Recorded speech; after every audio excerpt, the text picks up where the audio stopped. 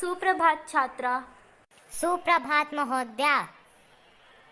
आज हम आपको फ्रूट्स के नाम यानी फलों के नाम संस्कृत में बोलना सिखाएंगे। ठीक है अध्यापिका जी। फलों के नाम को संस्कृत में फलानी नामः कहते हैं। आइए शुरू करते हैं इसी के साथ। इंग्लिश में पोमीग्रेनेट, हिंदी में अनार और संस्कृत में डांडिमम। इंग्लिश में पोमीग्रेनेट, हिंदी में अनार और संस्कृत में डांडिमम। इंग्लिश में गवावा, हिंदी में अमरूद और संस्कृत में पेरुकम। इंग्लिश में गवावा, हिंदी में अमरूद और संस्कृत में पेरुकम। इंग्लिश में पपाया, हिंदी में पपीता और संस्कृत में मधुकरकटी। इंग्लिश में पपाया, हिंदी में पपीता और संस्कृत में मधुकरकटी। इंग्लिश में ऑरेंज, हिंदी में संतरा और संस्कृत में नारंगम। इंग्लिश में ऑरेंज, हिंदी में संतरा और संस्कृत में नारंगम। इंग्लिश में ग्रेप्स, हिंदी में अंगूर और संस्कृत में द्रक्षाफलम। इंग्लिश में ग्रेप्स, हिंदी में अंगूर और संस्कृत में द्रक्षाफलम। इंग्लिश में मैंगो, हिंदी में आम और संस्कृत में आमरम। इंग्लिश में मैंगो, हिंदी में आम और संस्कृत में आमरम। इंग्लिश में बनाना, हिंदी में केला और संस्कृत में कदलीफलम। इंग्लिश में बनाना, हिंदी में केला और संस्कृत में कदलीफलम।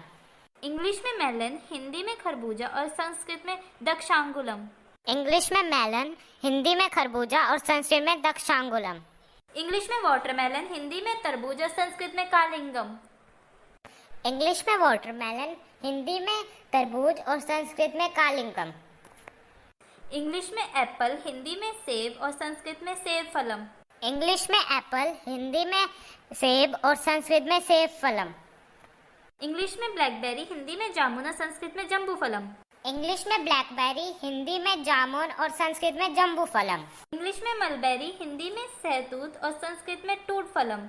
इंग्लिश में मलबेरी, हिंदी में सहतूत और संस्कृत में टूट फलम। इंग्लिश में पियर, हिंदी में नाशपाती और संस्कृत में अमृत फलम।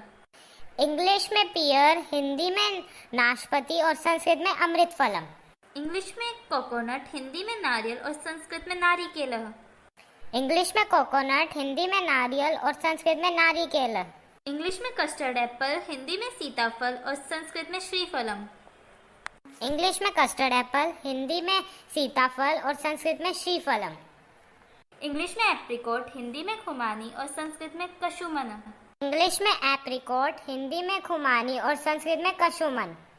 इंग्लिश में पीच, हिंदी में आड़ू और संस्कृत में आरुकः। इंग्लिश में पीच, हिंदी में आड़ू और संस्कृत में आरुकः। इसी के साथ आज की कक्षा को यहीं समाप्त करते हैं। ठीक है अध्यापिका जी।